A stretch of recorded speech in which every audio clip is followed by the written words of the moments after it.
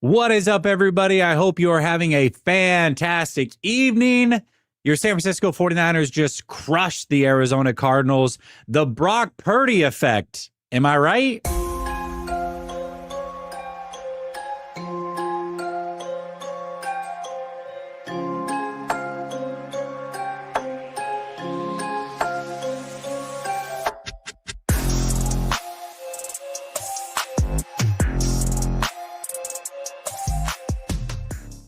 All right. Welcome back to Last Second Sports. We are giving you our take down to the last second.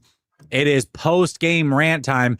David and I were going to go live at the 2-minute warning. However, I had to catch the end of the Rams-Seahawks game. Somehow, Sam Darnold threw 4 interceptions, overthrew multiple touchdown passes or potential touchdown passes. Yet Seattle had a chance with a 61-yard field goal to win the game and then obviously miss it. The Rams win the game. There you go. David, my guy, how you doing tonight, my man? Oh, man, I'm feeling good. I'm already looking forward to the summer. I got my Fluid State hoodie on from the beer garden in Ventura, California. One of my favorite towns in California. My good friends live there. We're already looking to be there for a week. So I'm already thinking about the summertime. I mean, I'm already thinking ahead, and I think the 49ers are starting to think ahead towards the playoffs. We're going to be talking about that tonight. Yeah, I think so, man. I think so. Yes, definitely did watch UFC 322. That's not what we're here to talk about, but awesome card. All right. We always start off the show the same way. Just general observations, game flow. What'd you think of the game, man? What stood out to you as you watched the 49ers crush the Arizona Cardinals today? I just think the 49ers outclassed them. I mean, as rough around the edges as this defense is, as much of a skeleton crew as this is, this Cardinals team is a JV team. You went in, I thought it might be a little bit closer, but Brissett actually played a lot better probably than he did on paper. Horrible interception to Demo Lenoir there. The interception to Malik Mustafa really was a result of receivers running the wrong routes and bringing in 3 defenders where it really should have been a one-on-one situation. But the other than that, I mean, Brissett actually, as he usually likes to do, if you got him in fantasy, just absolutely with all those garbage time stats. So thank you, Jacoby. But no, I mean, what was it? I think it finished up with 17 penalties. There were a couple records. It set the Arizona Cardinals franchise record for the most penalties in one game since 1936. Jacoby Brissett set an NFL record for, I want to say it was most completed passes, and it looks like it ended up. Let me make sure I box score scout out of this. We have Adam Schefter had just tweeted out, and I'm looking at the box score, and I thought he said 47 completions, and there it is. 47 for 57 for 452 yards, averaging 8 yards a throw. And of course, this is why you don't box score scout. But again, I think lost in that idea that aside from that just boneheaded pick that he gifted to Demo there with on the sideline, another guy came into the end zone, fumbles the ball at the half-yard line. I actually threw a lot of great passes today, and Jacoby's clearly the better player than Kyler Murray right now. But the 17, 18 penalties is just, I mean, when you watch this game, Jesse, that's what sticks out to me. And many of them were legit. Some of the holding penalties I thought were weak, as Moose Johnson agreed. But just an undisciplined Arizona team, lots of attrition. They have nobody on offense. They have nobody on defense. I don't see if these guys don't come back from injury in Arizona, this is a team that's vying for the number 1 pick. Yeah, I mean, they're just not a very good football team overall. But, listen, this was a game coming into it that I deemed as a must-win for the 49ers. And there was a path, like, I get it, like Marvin Harrison was out and Will Johnson, whatever. But the 49ers, I don't feel sorry for any team. The 49ers have so many injuries. It's like, you know what I mean? The 49ers have done this a couple times, the Falcons game and now this game, where I look at it and say, wow, what a complete game by the 49ers overall. I mean, a phenomenal defensive performance, 3 forced turnovers. That's by far the best defensive turnover performance they've had this year. Really struggled in that department. CMC played really, really well. Short fields due to special teams. Brock Purdy comes back and plays well. George Kittle, shout out to George Kittle, 3rd 49er ever with, 500 catches, 500 plus catches and 50 plus touchdowns in his career. Terrell Owens, Jerry Rice. I mean, phenomenal day overall. Missed extra points was a little sketchy. I was getting ready to tweet and I didn't get it out on time, but I was like, Eddie P's the type of guy to miss 2 extra points and then boot a 62-yard field goal after that. And of course he didn't boot the 62-yard field goal, but it was a penalty and he ended up making it anyways. But yeah, the Arizona Cardinals, I mean, absolutely shot themselves in the foot all day long. From kickoff one, opening kickoff, 98 yards. You're right there in scoring. One offensive play, you score. It's like you should have known at that point this is going to be a weird, bad day for the Cardinals and a very good day for the 49ers.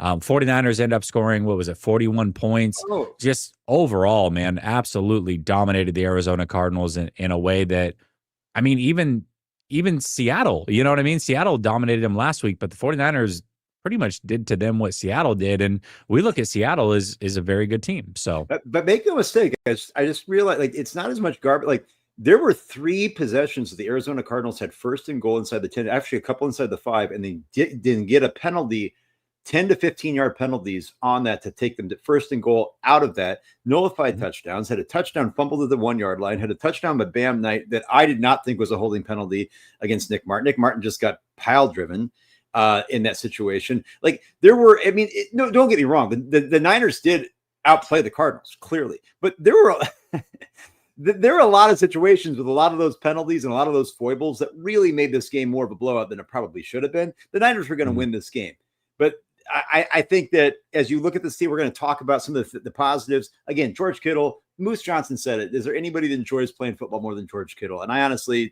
I thought it was a great line. I mean, it really is true. I mean, you can say anything you want. I mean, George, a passion for the game is unmatched. I mean, and CMC, like you said, like we've been talking about hashtag lost a step. This dude plays hard to the end. He is putting his body on the line. He's going up for a pass where he almost bent his knee back. And I was like, oh my God, Kyle, what do we do? We'll talk about that later. But these guys, you can never say these guys don't want to be out there. They're not taking themselves out of the game. They're not saying, hey, coach, I'd like to take a seat. I want to preserve myself. Like, these dudes love football. And it was evident today.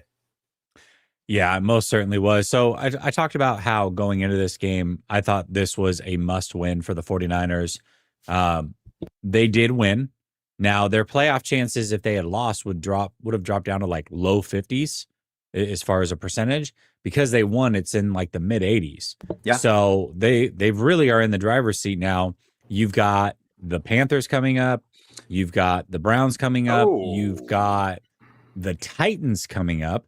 3 very winnable games, right? No guarantees, but 3 very winnable games. And then you have 3 games at the end where I think first the Bears, you're probably in a 50-50 situation. I think I would probably pick Seattle to beat them. I'd probably pick the Colts to beat them, but it's, again, also not a guarantee that you lose those games either. So the 49ers are 3 wins away potentially from being in the playoffs. You get to that 10 wins. That's usually a pretty safe, good spot.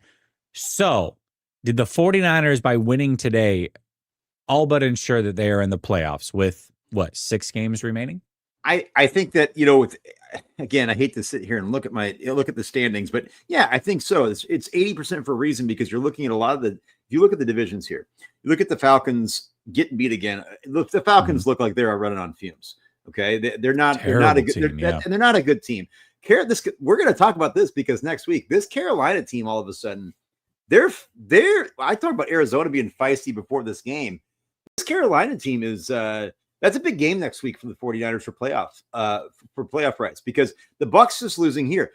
Who knows what Carolina is going to do? I think Tampa separates when they get all those teams back. So if the Niners don't win the division, they're going to be competing with a team like Carolina for jockeying for positioning in the playoffs. And if Carolina wins next Monday night and then strings wins together in a division that's pretty down with the Saints and the Falcons, you never know, right? So it's in the 80s for a reason. It's not in the 100. Like, I'm looking at the other divisions. You're looking at the Vikings, who look like they're just whatever they can do wrong, they do wrong.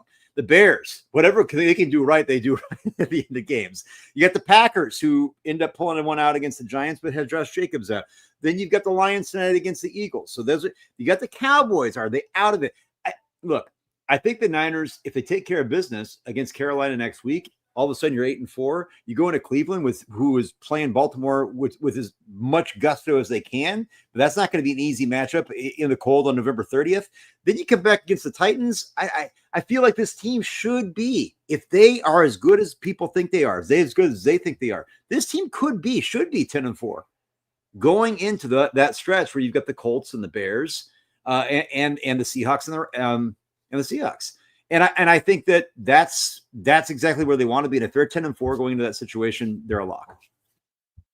Yeah, I mean, you get to that 10-win mark. I mean, it's not a guarantee, tiebreakers, what have you, but you feel pretty good about it. And the biggest thing is that the 49ers continue to win in the NFC ultimately. I mean, we look at what do they got? 4 losses.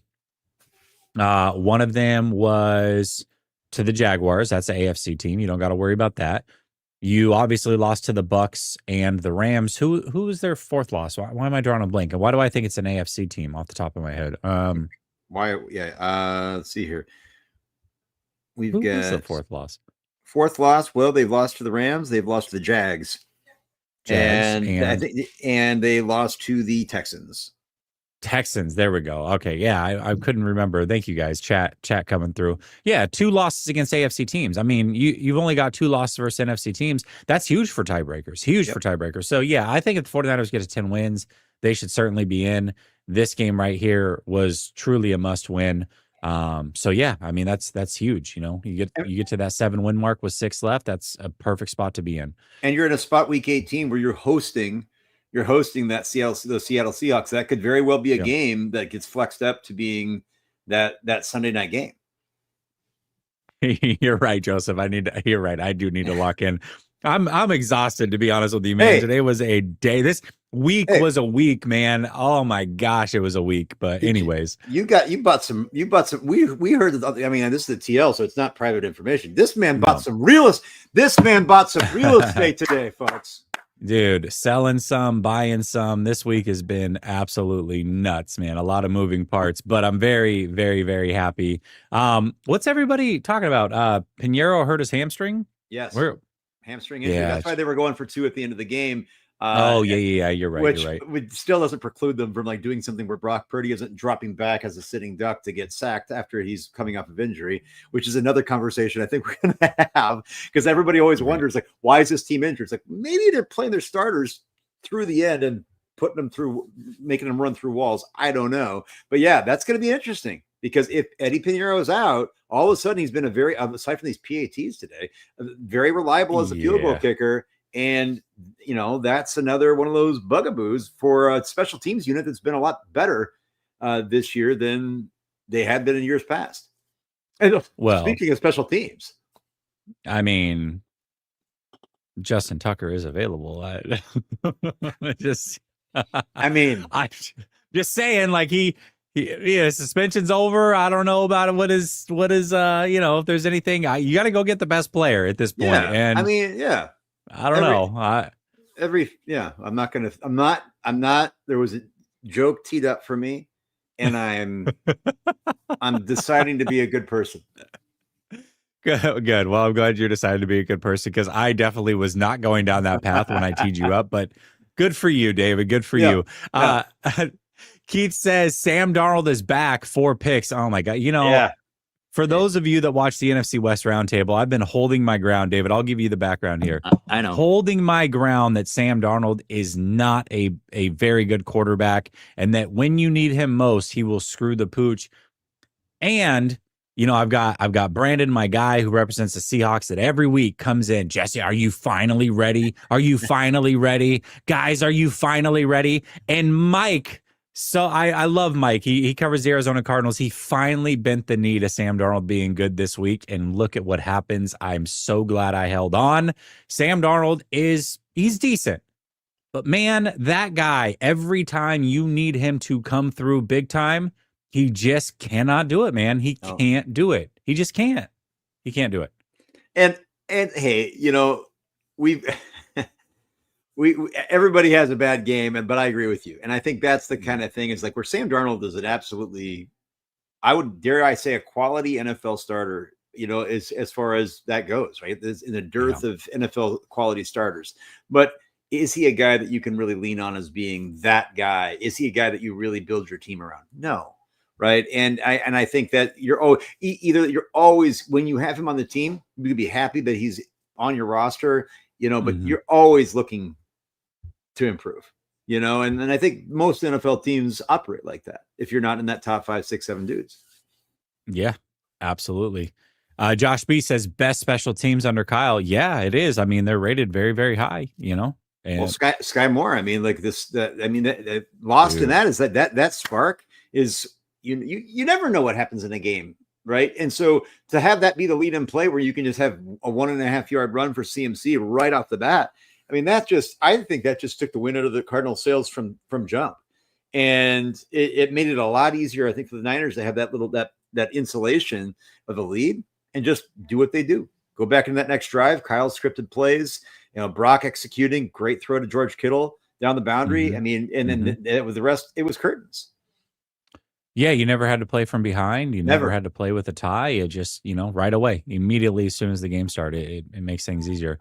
Oh, Tommy, I saw an email from Tommy. He didn't like your comments about Bryce Huff last week. He says, if you say Bryce Huff sucks, you don't know ball. I don't know that you said he sucked. You just said that he's not anything special. Bryce Huff isn't. He's not special. He's not special, and he's not that good. I mean, what did Bryce Huff, what did he do today? I mean, I was all people when they were talking about Bryce Huff and Hassan Reddick about going from where's the Eagles to the Jets. I like Bryce Huff a lot several years back, but if it's hashtag lost a step for him or what, I don't know. But he's just not the same level of explosiveness that he had several years back, and that happens. But yeah, he's kind of a one-trick pony, and he's not really a dude that you can really rely on in the run game, and he's kind of been AWOL. So I don't know. Yeah. Never said he sucked, but he's definitely not as good as people want to make him out to be. AM Todd says, been looking like a Rams fan on Twitter, bro. I know you wanted an ugly Niners win for Purdy to look bad in your defense. If Purdy struggled, it'd be a bad look.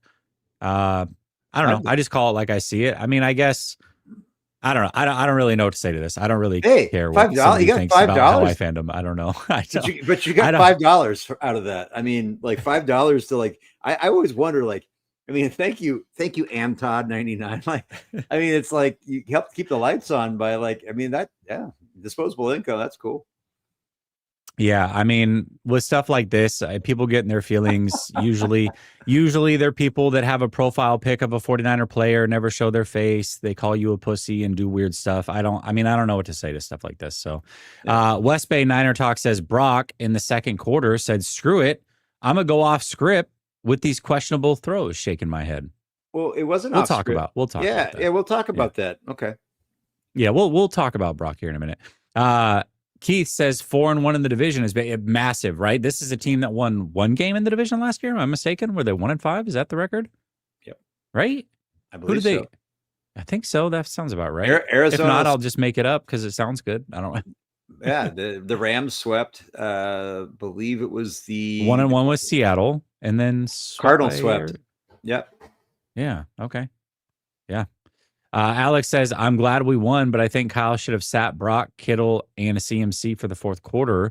I wouldn't have cared if we won if one of those guys got hurt. Yeah. If they had won and they'd gotten hurt, for sure. I mean, Kyle definitely loves to leave his guys in. He definitely loves to leave his guys in. There's no doubt about that, man. He sometimes a little too long. We've seen it happen with a lot of players. Kyle wanted a touchdown for CMC. Kyle on the previous drive, actually, it was in the third quarter. At the end of the third quarter, he was trying to get a touchdown pass for Brock Purdy. They had first and goal inside the 5, and they pass. Like when you were trying to run down the clock and you have a run game that had been having a little bit more success. Like it's just Kyle likes to do that, and in a lot of ways, he's that players coach type of thing. Like he's trying to. He put the players in a lot of great positions to scheme open stuff, and I think he likes to kind of give them those. I don't know. Those little gifts, but I don't, it's a marathon, not a sprint. And it's sometimes like, boy, I don't know how prudent that is, but. Keith Murphy, the unbeaten says Kittle is right. The offense has to lead this team with a fully healthy offense. You think that can raise the ceiling of this team? Yeah, I mean, no, I mean, I feel like this team's probably a one and done playoff type team. We've seen it happen. Now, listen, special teams does what it does, and you can put up 40 points every week. Sure. I think that's going to be tough to do.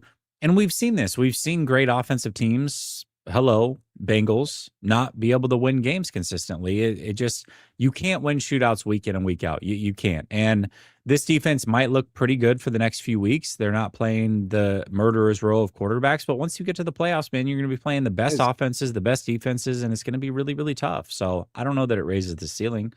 Guys, we just played this team with the roster as constructed is probably the worst roster in the NFL. I'm not, no excuses.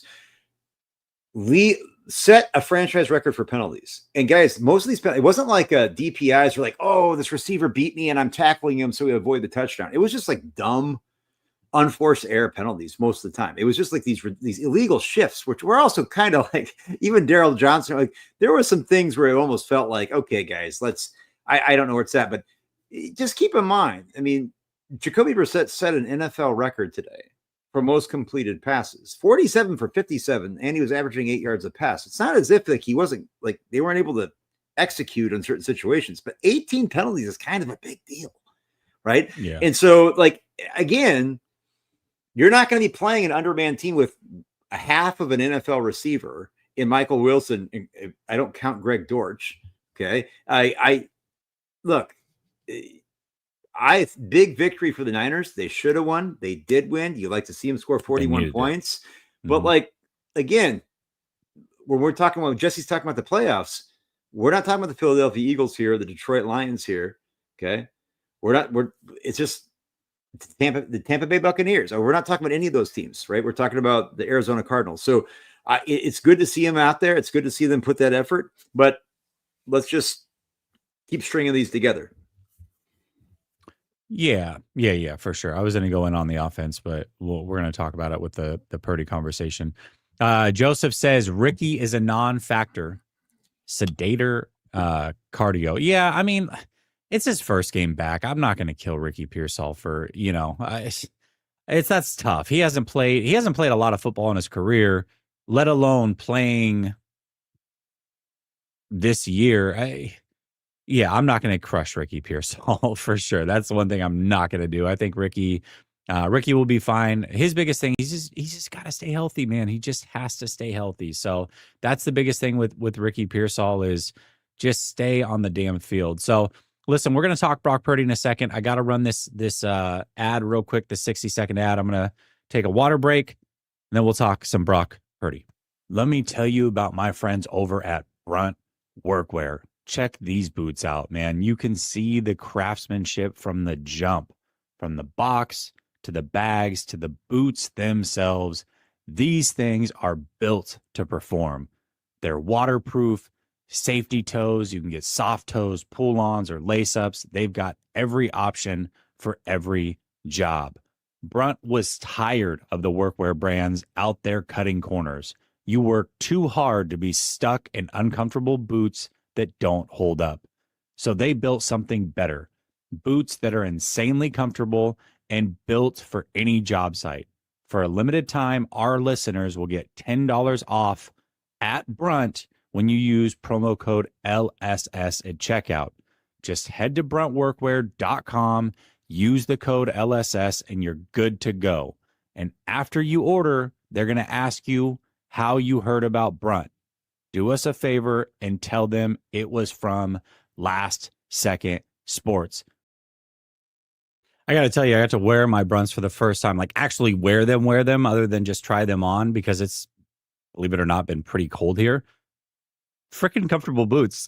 I mean, very, very comfortable boots. So they are as advertised for sure. And if you're a working guy, definitely recommend Brunt. All right, let's talk about Brock Purdy because my gosh, man, you would think that this guy just won the Super Bowl today. The way I was getting just ran at on Twitter, every single throw that he made, it was like at JNay_LSS. What'd you think of that one? You're not going to praise Brock for this game? It's like, dude, chill out, people. My gosh. So I have to ask the question, did Brock Purdy today prove, David, why he is the franchise quarterback for the San Francisco 49ers?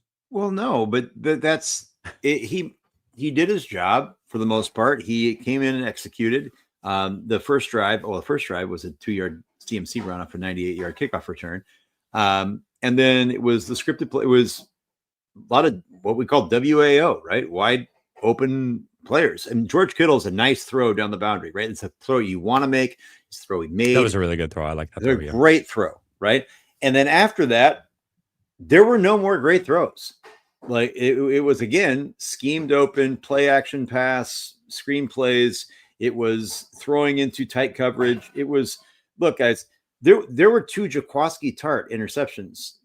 Rest in peace, Jaquiski Tart. Like the legit, like this isn't like, it could have been picked like Reek Woolen in the week 1, where yes, it should have been picked if he's actually has a brain. These were, the ball goes right through your hands, like right into your, like, this is just ball drill stuff that you see at training camp. If you go to training camp, you watch this, they practice this all the time, right? These are center field picks. Like, you cannot debate that. There's, like, I was talking to Jesse in the tech, like, there's just no debating that. You can't say, well, yeah, but we don't know. Like, these were really bad throws. The third throw to Juwan Jennings, he had a guy like talking to me, like, he said, like, he just basically just closed his eyes and threw it. And I don't know. I just don't know how to. And it came in, and I had people on the TL be like, he dropped it in the bucket. So look, Brock, the first drive that he actually threw, I thought he looked good. I didn't think there was any zip on the ball. The throw to George Kittle was really, really good throw. The other second best throw he had was late in the game, where he finally got out to use his feet, and he threw to Kyle Juszczyk on the sideline, which I thought had some good touch and good ball placement. Everything else, George Kittle's 50th touchdown. Okay. That ball, George Kittle had to circle back toward the defender again, because it was fluttered. Like, instead of just throwing it to the boundary where he's already got 3 yards of separation, made it closer to a contested catch. You guys can say you're quibbling, but like, when we talk about take the jersey off, take the nameplate and the number off, Brock played fine. He got the 3 touchdown passes, right? The Kittle one was at the beginning, skill there for Brock. Everything else, pitch and catch. And everything else in between, there's some big head scratchers. Now, great, he's coming back from being injured. I absolutely think it's legitimate to say that, hey, you got to come back and get back in the field. Awesome. Totally get it. I'm not going to pan Brock. I thought Brock had a decent game today, right? The box score looks phenomenal. Okay. But again, let's just see how this goes. The decision-making still remains problematic. It's exactly what happened week 1 in Seattle. It's exactly what happened against Jacksonville. And if Arizona picks those balls off, this could be a very different, again, you don't know what happens in a game. You get in your head, you get in momentum, and again, it wasn't just, coulda, woulda, shoulda. No, those were for sure interceptions that are picked 90% of the time. And so, and again, turnover-worthy plays don't impact passer rating. Passer rating is like, it didn't happen, so it must have been good. Yeah, I mean, I think Brock played well. I mean, Brock had a good game. It was a clean game. In fact, so I was late to starting the game. I got caught up. It was after, I think it was after the Kittle touchdown pass, right around that time, is where I got caught up. And I said, hey, the biggest thing for me right now is that Brock's playing clean football. Like, he's not putting the ball in harm's way. That's really what I want to see from Brock, is like, just try your best not to put the ball in harm's way, because, and I see it. Well, Josh Allen does it. I get that, but those guys are like superhuman freaks that can come back from that. Not that you want to. I mean, and hold on, to be fair, actually, if we could just pull the curtain back, how many times over the last couple weeks have we been in the group chat going, dude, Josh is just not playing good football right now. That's a bad decision. What is Josh doing? Like, we do the same thing. Yes. I can show you the text message thread. All of us are in there going, what is he doing? Myself included, who's like the biggest Josh Allen fan there is probably. And I'm like, you got to chill, Josh. Like, you don't got to play hero ball. So this is not just a Brock Purdy thing. I will do this with all quarterbacks. Just because you don't see it on the timeline, again, I cover the San Francisco 49ers, all right? So most of my tweets are going to pertain to the 49ers. I will tweet about the NFL. I will, talk about the NFL from time to time, but I absolutely in private am talking about everything going on, including Josh Allen making boneheaded interceptions. That being said, Brock Purdy is not Josh Allen. We need to stop. He can't be the guy that turns it over potentially 2-3 times a game and overcomes that repeatedly the way that some players can, fortunately for them, because they just have a different skill set. So for me, I want to see it. When you compare Brock Purdy and it's like, oh, well, I mean, he's kind of like the next Drew Brees. Well, then you got to take care of the football first and foremost if you're going to be the next Drew Brees. He doesn't do that on a regular basis. And after he almost threw both those picks, like, man, this is what I'm talking about. And I guess what I would ask is, if Brock Purdy did some amazing thing today and I'm missing it, what plays did he make that Mac Jones couldn't have today? Because I can guarantee you this. The Josh Sweat sack on Brock Purdy, if that had been Mac Jones, the tweets that would have followed that or the comments that would have followed that would have been like, if that's Brock Purdy, he gets away from that sack. This is why you need a mobile quarterback. Yet he didn't get away from that sack, and his mobility almost led to 2 turnovers. So what did he do today that Mac Jones couldn't? That's all I ask. Well, and Mac Jones didn't get sacked last week against a good Rams defense. Like the idea that, and it's not always about like how fast you are, it's about the decision making. I also could see like Brock was definitely not wanting to run. He did not look to scramble today. There were a couple of times, like I said, that one throw to Juszczyk near the end of the game where he had plenty of time to, but he wasn't, I mean, he didn't use his legs to move up in the pocket to get out to run. In fact, if I were to look at, do we know, like, did he run the ball at all today? I mean, did he? I mean, I mean, I'm just going to look it up right now. I'm maybe he had one carry for negative 7 yards. Yeah, ran out of bounds. Like look, and you could say, oh, the commentator said, yeah, it's feeling so good that I don't even think about it. Yeah, I don't think so. Right. I think that's something that Kyle might have also said. I don't know if I want you doing that. And if that's the case, that is going to be another wrinkle of his game that hopefully gets better. Hopefully he gets healthier and healthier and healthier. But if that's going to be something you're second guessing when you're going up against better competition. And I can vouch for Jesse. When the text thread came through, I was on the treadmill and I didn't know if it was Jesse or other guy. And they both were saying, yeah, TBH, Josh Allen isn't playing that well. And then he went off and had some monster plays where he had, what was it? Multiple touchdown runs and multiple touchdown passes. Yeah. And of course that's Josh Allen, but it doesn't preclude people who even like that player to call a spade a spade. It's the same thing with me with Arch Manning. At the beginning of the year, I felt like he wasn't looking that good. Yes, the context of the team around him matters, but the last night against Georgia, Arch Manning actually played really well, but the box score scouts came out and said that, but it didn't stop me from saying, hey, week 1, I piled on him. And then last night I was like, no, that was not fair. People should not be piling on him.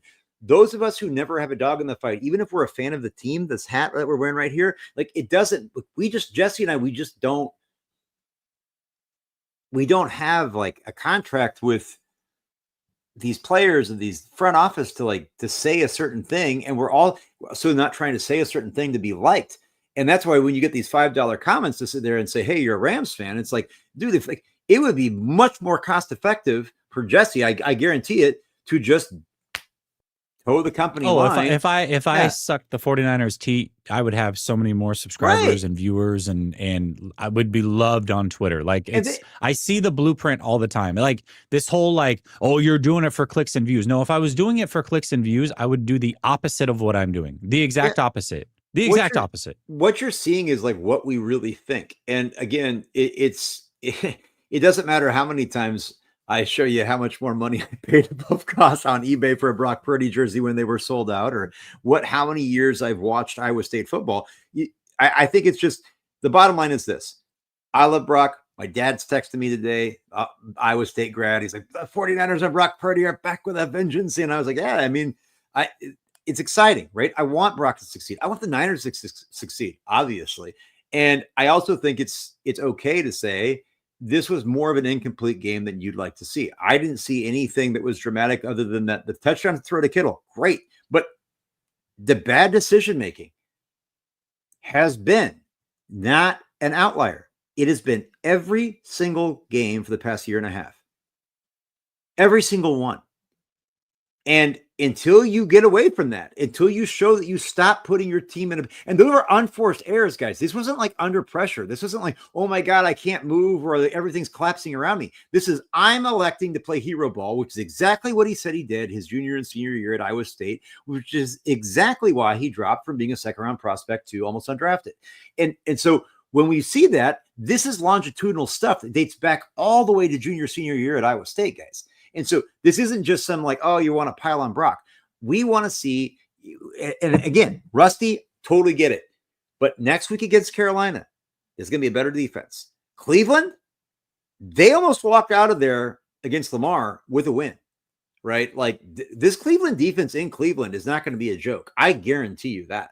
Like, so there's going to be some tests for this team. And that's why I said, if they can come out of that with wins before the bye week, they deserve the peacock. They deserve to go a crow around the barnyard, right? They deserve to be like, say, hey, we're back. We're coming for you. I want to see that. I love that energy, but just let's string some games together where you're not making those levels of mistakes. Yeah, absolutely. RS says 3 TD Purdy, 3 words, Joe Montana. I see what you did there. Championship. There we go. Yeah, there we go. I see what you did there. Larry says, here's 5 memberships. Appreciate you. So anybody who's a member of the channel will get access to the show with Coach, myself, and Grant every week. It is members only. So appreciate you, Larry, for gifting those memberships. RS says, after today, if I were Brock Purdy, I would ask for more money. For sure, man, for sure. Dr. Rockman says, so funny. You never spoke on the Jones dropped interception, shaking my head. Dr. Rockman, I would challenge you to sift through every post-game show and prove that that is the case, because I bet you I did. But hey, if you got, 6-7 hours on your hand, man, go ahead. Be my guest. Jerry Walker says, Sam Darnold ruined my week.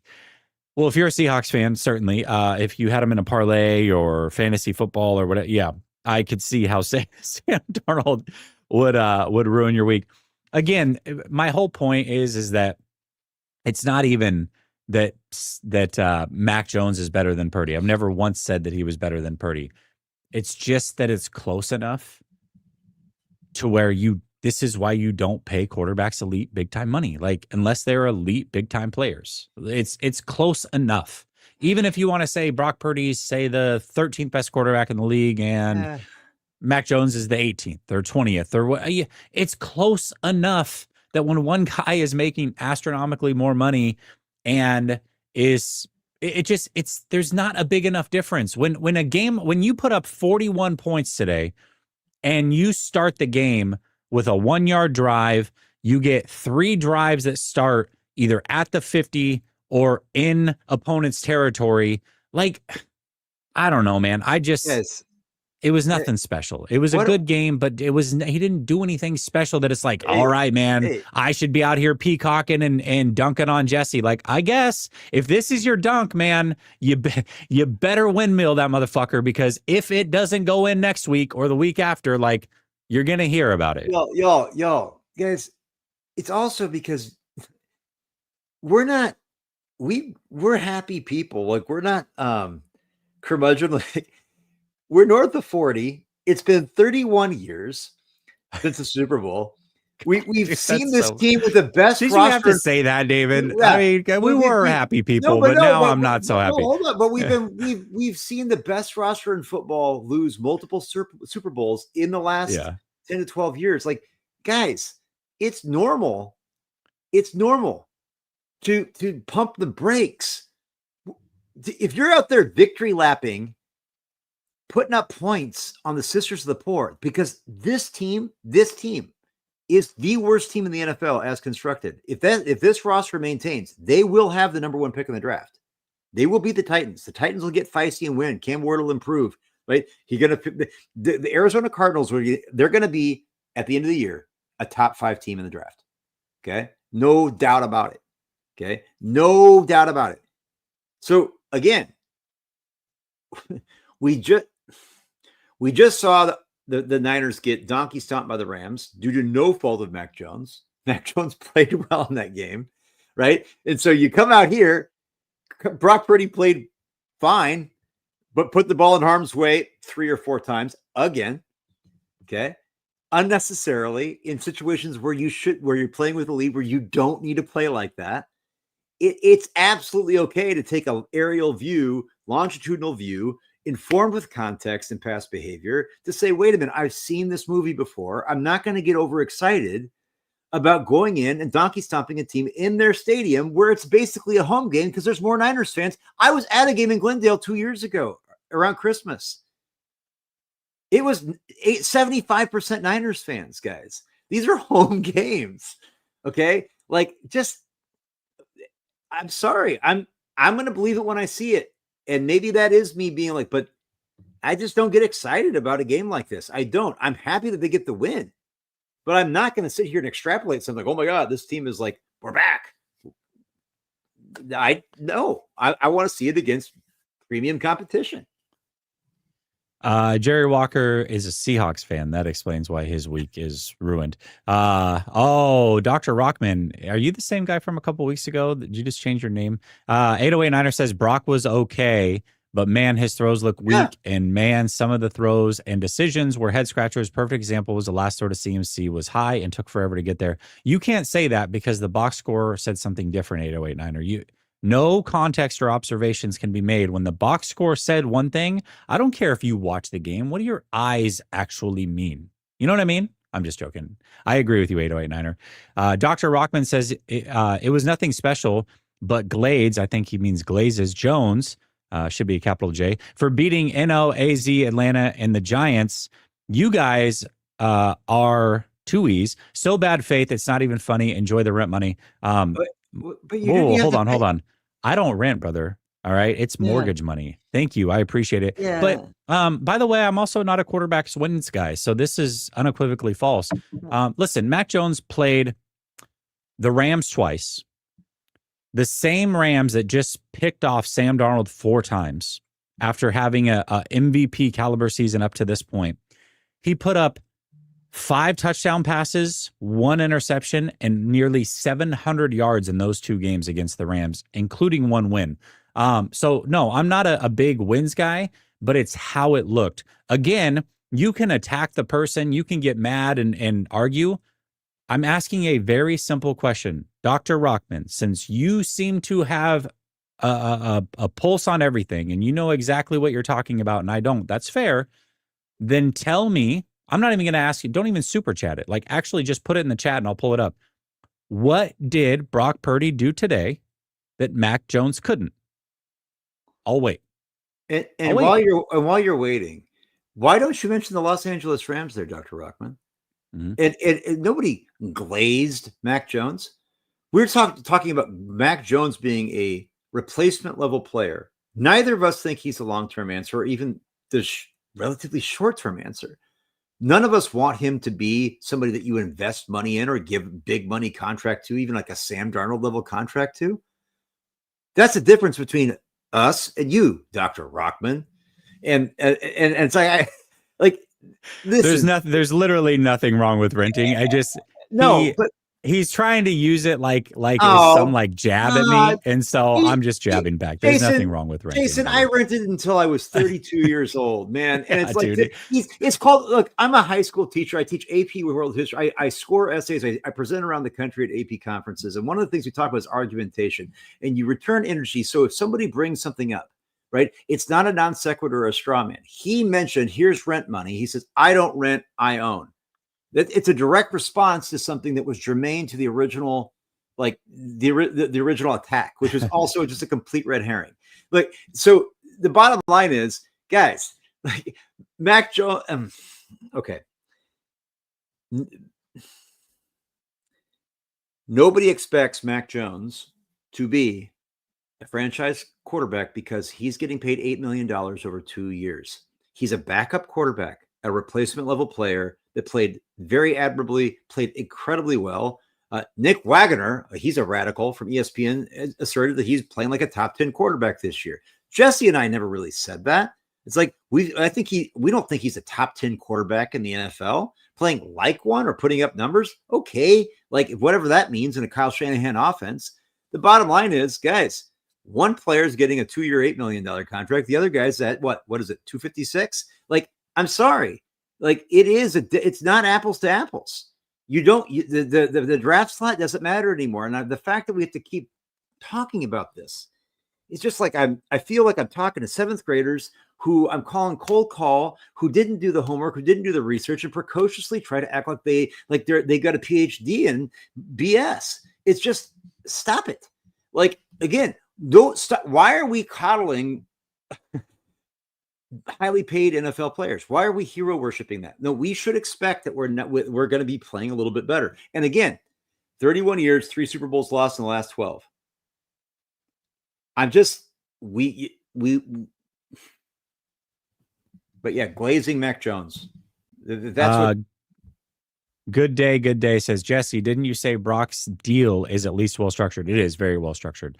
Sure, paying him was a mistake, but there was some middle ground with the structure. No, absolutely. Listen, the whole point is that they were always going to pay Brock Purdy, and I knew that. I always said, hey, make him play out the final year of his deal, which would have been this year. If they had done that, by the way, they would have saved themselves quite a bit of money. But you know what? They didn't. Based off of how the deal was structured and where the payment comes in, when they can void and all those other things, it was as well structured as it could have been, considering.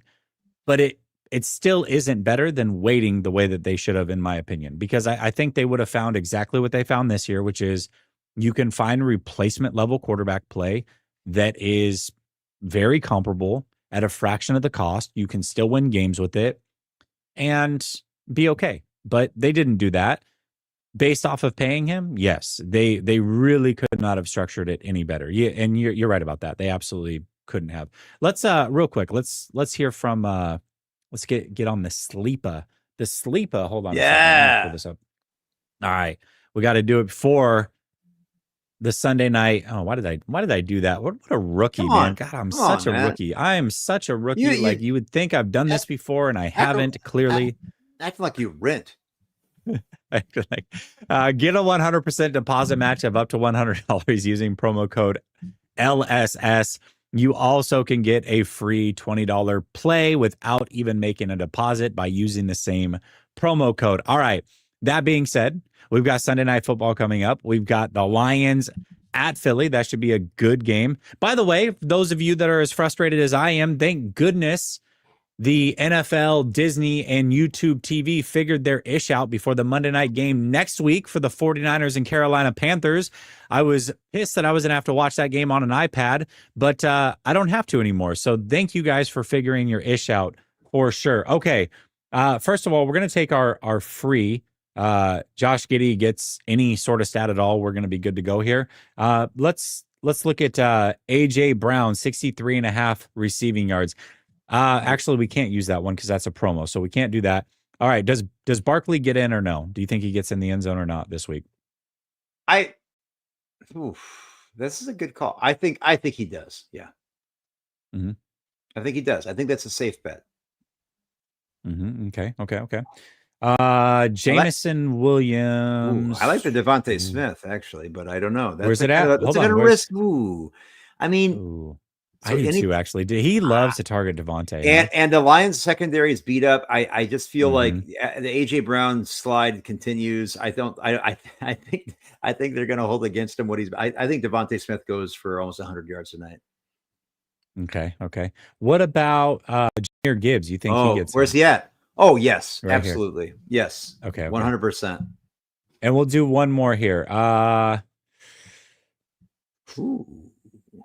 Oh, man. Oh, here we go. I love kicker action. Jake Elliott, 2 field goals made. 1.5 field goals made. Well, see, and this is tough, man. I kind of like the Jalen Hurts action. That's all it says. Okay, what is it? 205 yards? Look, I think it's going to be a shootout. I don't think that's I think above 205. Yeah, I like that. Okay. All right. We'll go more on that. We're going to enter that. We're going to go 10 on it. I think it's great. 10 for 92.20. We'll take it. All right. So listen, You can tail us, you can fade us, but either way, use promo code LSS, and we'll see if that one ends up being a winner. And make sure you put a deposit down there, not a security deposit. Okay, if you're renting. Speaking of Dr. Rockman, listen, I really do appreciate your generosity. I know we're having a lot of fun here, the back and forth. You really don't have to super chat everything in. I genuinely, like, I'm trying to have a conversation with you. I do appreciate it. You can if you want, but you don't have to do that in order to get it read. I will read your comics. So I genuinely wanted to hear your response.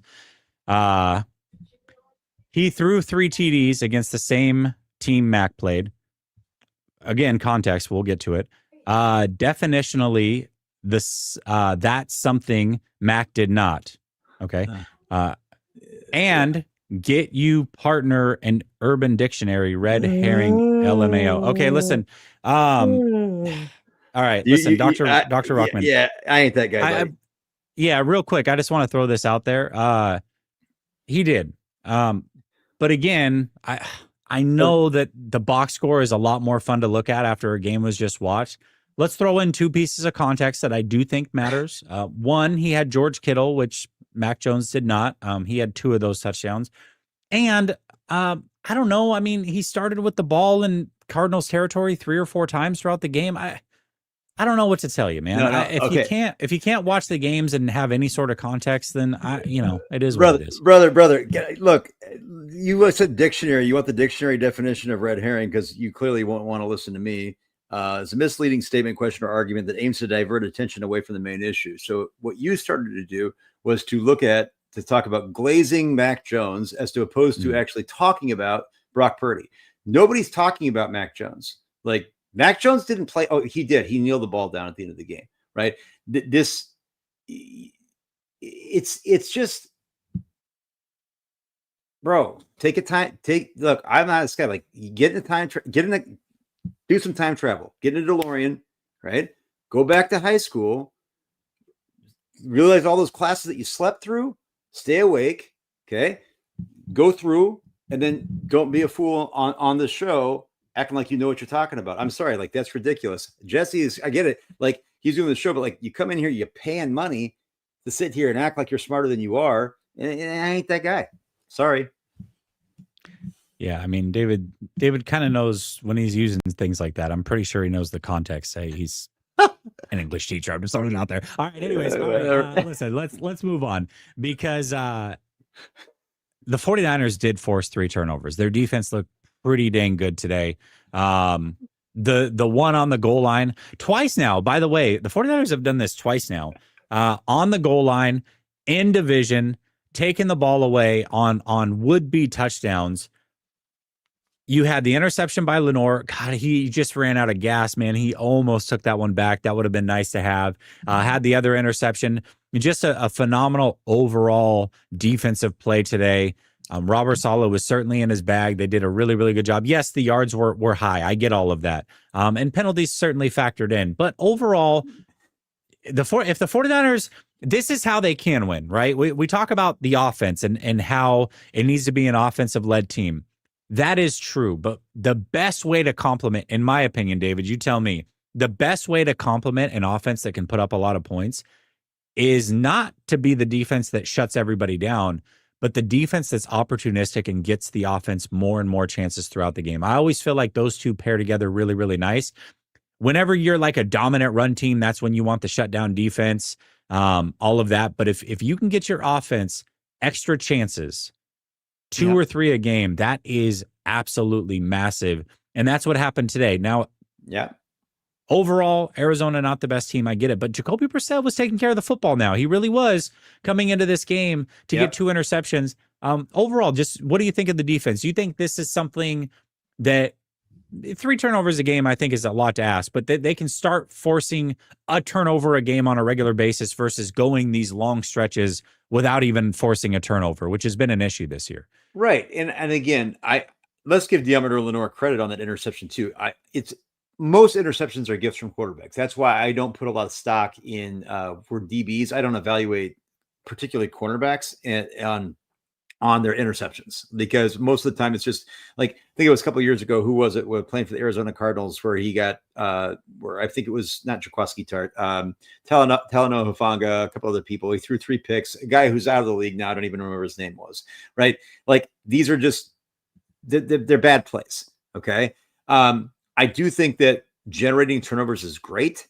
I also think that acknowledging that when a quarterback makes an objectively bad throw and that you jump a throw, well, it's like, okay. Malik Mustafa, nice play. Doesn't happen if 2 receivers literally run into each other and run a bad route concept. The play, though, that I don't even know who, again, anonymous Arizona Cardinals player, 84, whoever he is, right? Fumbling the ball at the half-yard line. Great job knocking the ball out. I don't even think it looked like it was a punch out. It just happened to be where the ball popped out. So those are great when those things happen, but you can't necessarily rely on those things to happen to win games. If it was something, so that's where I just want to pump the brakes on. Like I that's where I'm still, and maybe you and I are going to disagree on this, Jess, is that I expect to generate turnovers against a team that's playing third string players. Yeah, and that's fair. We'll see going forward. You know, we can talk about the Panthers game a little bit right now. You know, one of the things about the Panthers is they've been a little Jekyll and Hyde as far as at home versus on the road. I'm curious to see if we can force turnovers against them. They've been a good running team so far this year. Although today they did it through the air. You know, Bryce Young, 448 passing yards, 3 touchdowns. By far the best game of his career. Not even close. They beat the Falcons on the road. That team now comes into Santa Clara next week, Monday Night Football. That's gonna be a lot of fun to watch. Can they force turnovers on that team? That's going to be interesting. And you know, the one thing about the Cardinals, and this is, to me, you're going to force turnovers when you've got a quarterback that's going to throw the ball 50 plus times. It's just going to happen. I mean, no quarterback for the most part gets out of a game clean when they throw it 45, 50 times in a game. The Arizona Cardinals don't have a run game. And I think that certainly factored in.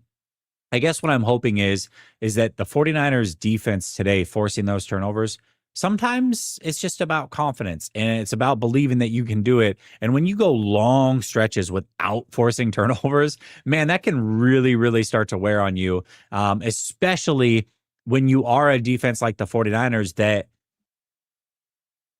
they give up a lot of yards. Like, that's just what they do, you know, and they're going to continue to do that all year. They don't have the showstoppers on this defensive line to get the sacks and consistent stops. They're not a great run defense either. So they have to get these turnovers. I want to see it for one more week, but I think today was certainly encouraging for sure. I agree. RS says, great news, fellas. I am selling a DeLorean. So there you go. You can go back in time with the DeLorean. Dr. Rockman's already down $10 though. He could have used some of that to like try to make a security deposit or down payment on that. Dr. Rockman says the thing is, if we're gonna do context, let's do it all the way around. David, brother, what you are looking for is, was it Moat and Bailey fallacy, but you suffer from Dunning-Kruger. I don't bully smooth brains. Good. Yep, you got your thesaurus out. I'm happy for you. Go ahead. you get your logical fallacy PDF out for it. Yeah, nice job, bud. Yeah, you read like a book.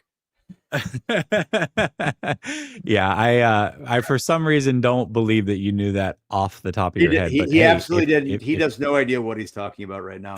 It's just, this is just word salad. I'm used to it, man. Like, again, like I would go cold. Like, if you ever want to, like, seriously, like, let's just do a show sometime where no notes and let's just debate whatever topic you want.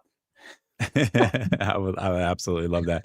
Sam D, can we get some love? I know, man. It was absolutely atrocious stuff. What happened? Did you change your name? Like, what's going on? I've never seen you with that screen name. Did you just change it? I'm confused. All right. What's up, Dominator? All right. One last thing here.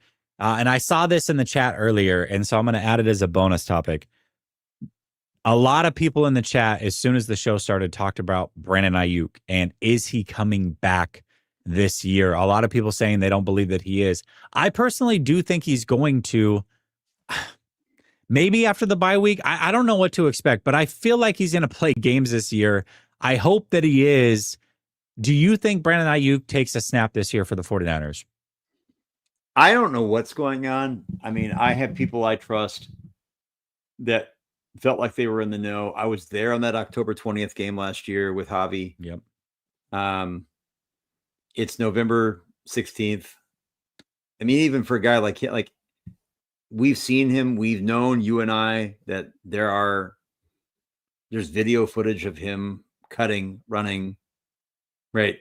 Like, I don't know what's going on. I don't know if there's something within that front office. I don't know if they wanted to move him. We know that they did. We know there was dissent between somewhere in there at some point last year when he almost became a Pittsburgh Steeler or a Cleveland Brown. Honestly, I'll be honest. I got no insight in the people that I trust right now are kind of crickets too. Like, this is just, your guess is as good as mine. And to me, if he's healthy, bringing him back would put this offense into overload. To have CMC healthy, to have George Kittle healthy, to allegedly have Ricky Pearsall healthy, who did literally nothing today. But didn't have to because he scored 41 points. I don't know. I just could say this, Jess. For Kyle Shanahan to be putting CMC in harm's way through the end, Brock Purdy in harm's way through the end, George Kittle in harm's way through the end. If Brandon Ayuk were healthy, you'd think he'd be wanting to put him out there because that's just what Kyle does, for better or for worse. So I don't know. I think there's more than meets the eye here. I think there might be some things from that camp that are positioning themselves for the offseason to make sure I don't know. I just don't think Brandon Ayuk will be a 49er in 2026. I don't think that was the next question I was going to ask you. And I have a feeling too. Yeah. And this is where I'm reading between the lines, but also just from other things that I've heard. And now seeing this, I trust some really, and I know you do too, Jess. Like, there's some people I know that I believe that he's absolutely healthy enough to be back. And so the fact that he's not is just highly interesting to me. And I think that there's some love lost that isn't exactly inside info there. And we'll just see how it goes. Again, I also said a couple weeks ago that I didn't think they plan to bring Brock back anytime soon. Totally wrong on that. I think that but again, I think Kyle likes to. But that was also full opinion. That was not, 100%. Based off of any. That was just a gut feeling you had. This is a little bit different. Gut feeling based on also the quality that Mac had played, and not knowing, with also Kyle saying that Brock was not going to ever be 100% healthy this year. He literally said that, and so with the Brandon stuff though, is that he legit is absolutely in football shape enough to play football.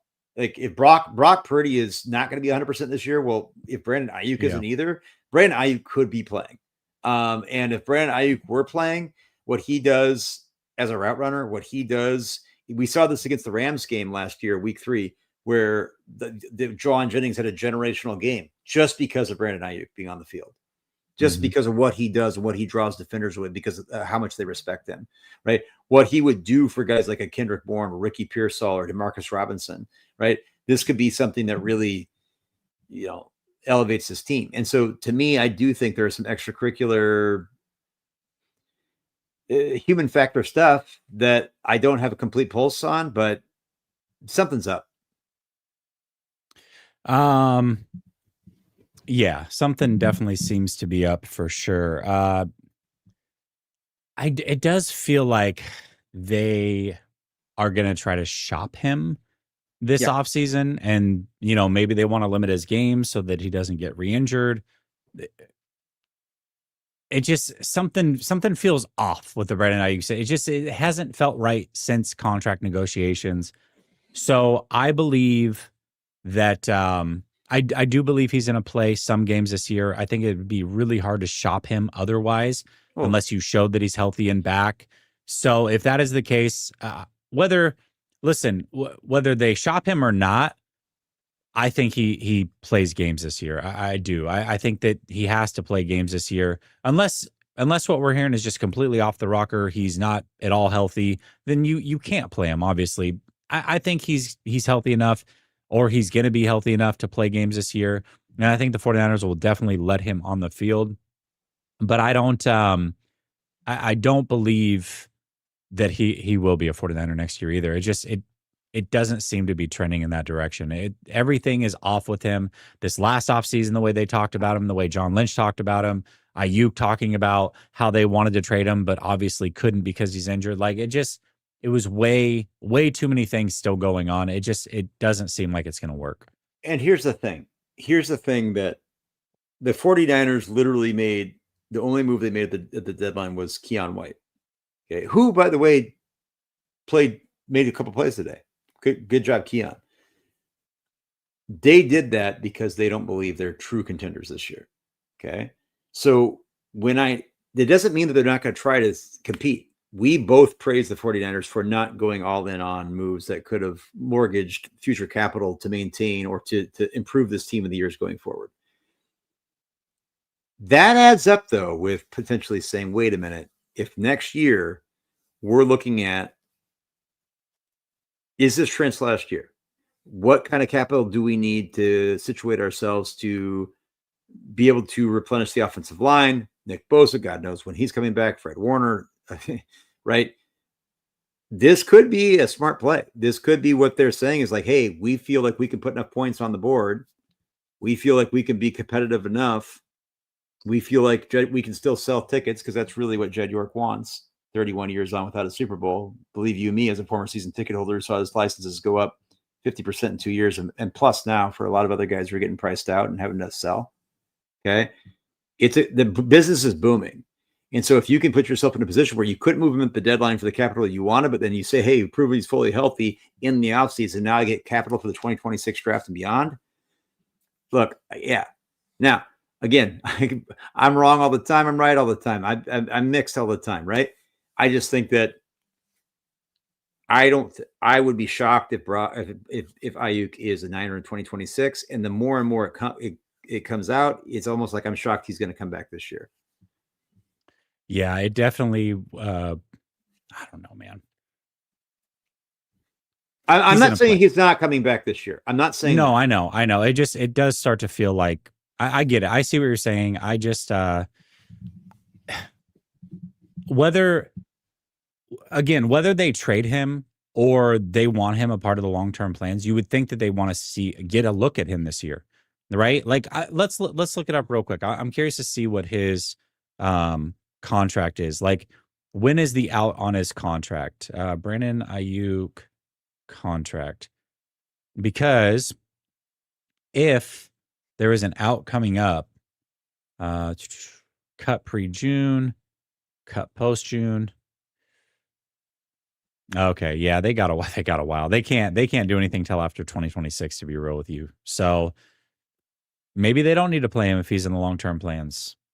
You know what I mean? I would say this. If they don't play him, to me, that points more towards him being in the long-term plans, or at least when I say long-term, 2026, than if they do play him, because you want to showcase him and trade him if possible, I would imagine. We got to also, here's a little update about Tatum Bethune. I know it's off topic, but he said Matt Lively, who's done a good job. If you follow Matt Lively on Twitter, he does he's got some good stuff, good access. He said Tatum Bethune, who was in some sort of a brace on his ankle, was just given a ride to the 49ers team bus. So, yeah. And so you're talking about, again, this goes back to this team. And at the beginning of the game, Upton Stout got dinged up, came back in the game, made a play. But Tatum Bethune coming out, who I don't think is a world beater, but yet, I mean, this linebacking core is, I mean, it's running on fumes. Curtis Robinson got a little bit dinged up. Lucas Gifford, who's nobody. You've got D Winters, who's hit or miss. Demo wasn't even going to play today. Thank God he did. Made a great play. Made it almost returned to interception for a touchdown. But I think this is what I'm talking about, where they're not done having attrition. Neither are many NFL teams. With the Niners and Cardinals were like number 3 and 4 most injured. They just put the stat up on the TV today, right? this defense, when plays, okay, we're going to watch the Eagles Lions tonight. And now, no matter what the score ends up, this defense going up against an Eagles or Lions team, stop. The Bills, can you imagine? Josh, can you imagine? No, I can't imagine. No. Can you imagine? I mean, Patrick Mahomes, can you imagine? I mean, honestly, like that's, and again, you have to go through those. Those are who you're going to have to beat. And I got a feeling it's going to be Josh Allen. That's who I got a feeling it's going to be at the end. And let me just tell you that think right so? now. You think the Bills really? I really do. I feel that Josh Allen is that special. And what you saw today is, even when we were texting, oh my gosh, he's looking off. Listen, I love Josh Allen. The Bills defense is so bad, bad right now. The difference is that we're talking about defenses being bad. The Niners defense isn't good. And today, don't get it twisted. Right? No, they ain't good. And since all those guys went out, like Fred and Nick, they've been a bottom 3 defense in the NFL by every metric. Okay. Yeah. Josh Allen is so special that he changes the weather, right? Like he's a guy that he changes the gravity. Like and there could be games where he looks off, like against Miami or whatever. You have these head scratchers. But when the rubber hits the road in these situations, he's that guy that if you really had to have pull a rabbit out of his hat, he can do that. Patrick Mahomes is the guy who can do that. Of course, there's only a handful of these guys. But the bottom line is, this 49ers defense, again, just gave up the most completions. And Jacoby Brissett only had 10 incompletions out of 57 passes, guys. 2 of them were picks. One of them definitely his fault. Okay.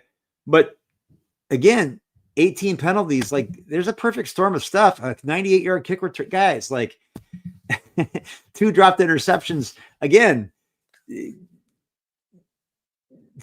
just you gotta that context matters. Okay. And when you're going up against teams that really can put the belt to, you know what, like we saw what happened last week. Yeah, absolutely. I agree. I mean, it's going to be tough with this defense. I don't know, man. It's I still think their ceiling is playoffs, 1 and done. I think that's the ceiling. And if they can win a playoff game, I think that is a very successful season, in my opinion. Yep. Like I don't expect Super Bowl or bust or anything crazy like that. Like that would be asinine at this point. So, Dr. Rockman says, Dave, don't start an intellectual argument you can't win. You tried to act smart. I chopped you down accordingly. You are not that guy, pal. L+ ratio. Yeah, brother. Like, again, I'm not talking about an IQ test, brother, but like look, I can't do this. It's unethical. Like I got high school students that would destroy you. Like on the ready. Like I coach one of the best knowledgeable teams in the state. We go to state every year. Every single one of them, we laughing at you right now. Like you are a clown. Like you are not that guy. Like you are throwing your money away, which is awesome because it will help pay the hashtag pay the rent. Have a blessed night. Okay. All right. Well, I think that's a great way. The way Jesse is reading the super chats. I know. A great way to end the show. David, thank you so much for giving us your time as always. We got 1,700 strong between X and YouTube watching, 1,456 people on Twitter watching. You gotta love it. Much love to everybody in the chat. Appreciate each and every one of you. I'll be back tomorrow night with Coach.